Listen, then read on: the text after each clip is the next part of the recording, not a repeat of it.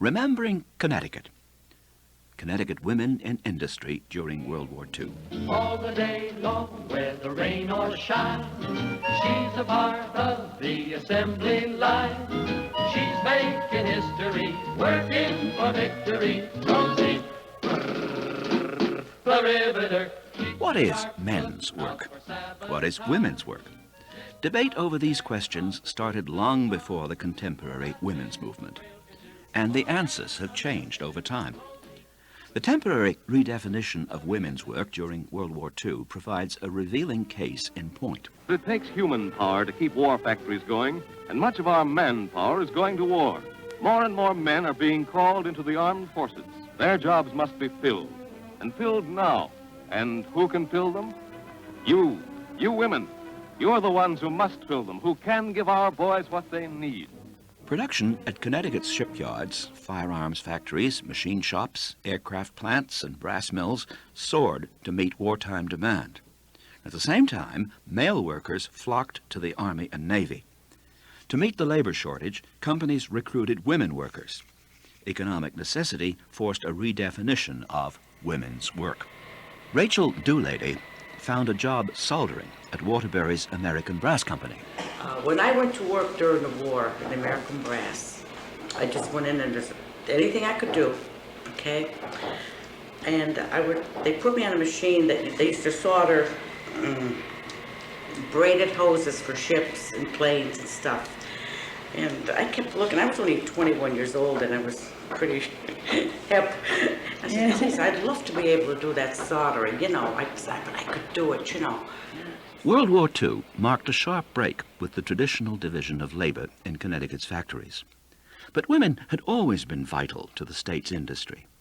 In the 1830s, for example, more than half of the 52 employees at the Scoville Manufacturing Company, an important Waterbury producer of buttons and brass goods, were women. Whether they worked in clock and brass factories in the West or textile mills in the East, women were usually segregated into low-paid parts of industry. Custom reserved for men, supervisory positions and jobs said to be more highly skilled. Here is the office of the supervisor of women employees. But are they doing all right? Beyond anything anyone ever dreamed of.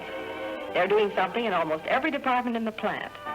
Gerda Grosso of Thomaston witnessed changes at Seth Thomas Clock Company, where she worked during the war. The press room, in particular, had been strictly noted as men's work. But during the war, women went on to the heavy presses that they never were allowed to run before, and the pay was higher if they were willing to do a man's work.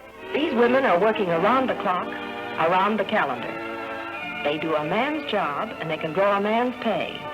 The pay might have been higher than women were used to earning, but their wages were still lower than men's. A 1943 contract at the American Brass Company in Ansonia shows that men's wages ranged from 80 cents to $1.05, while women's wages were limited to only 70 cents an hour.